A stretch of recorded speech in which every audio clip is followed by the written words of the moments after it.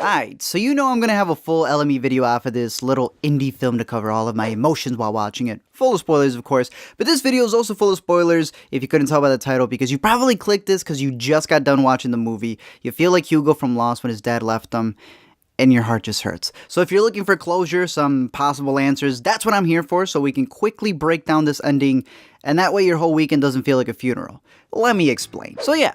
Almost everybody died. Damn thing turned into a sequel of Left Behind starring Nick Cage. People were disappearing left and right after Thanos blew a fuse with that Infinity Gauntlet. And even in that after credits scene showing Robin from How I Met Your Mother and Nick Fury turning into fairy dust before calling Captain Marvel on that beeper phone, it leaves us all wondering, what the heck is happening? Are all the characters really dead? Come on now. Quit playing. As we know, Barney the Titan over here is the purple Bill Gates of this universe because he believes that a mass genocide would help the universe to be more peaceful since it wouldn't be so populated. You know, it's like he binged all of the Purge movies. So that's what we're led to believe as he sits in his hut down in Cuba enjoying that sunset after hard days of work. But we all know that Feige has always wanted to make his own version of Empire Strikes Back, and he finally gets it with this ending. So wipe away those tears as I tell you why everything's gonna be okay. Most of these dudes have sequels. So you know how like all of the Guardians just straight up disappeared? Well, you know, they're not really the Avengers. They can't just add a new player for Poker Night. So their team has to come back because they already got a third movie coming out in 2020. Doctor Strange 2 hasn't been confirmed, but the director and the writer are already working on a sequel. And remember, they even set up that post-credit scene for a future villain.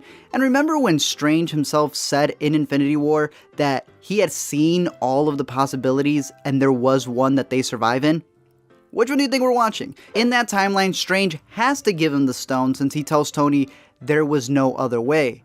There was no other way, meaning, in my theory, that Thanos has to go down this line in order to finally get himself in that dream state where he sees baby Gamora, who he sacrificed, who he'll eventually regret, and being that it could be a new reality stone, time, damn Deadpool coming out of a fourth wall and rewriting the script, something's gonna happen where everything is gonna be redone. And Thanos, the most evil person in the universe, is gonna learn his lesson. I mean, a homie already cried a longer river than Justin Timberlake in this movie. Spider-Man already has a sequel confirmed. Like, literally Tom Holland is already on the set because this dude doesn't keep any secrets at all. And that movie's coming out in 2019.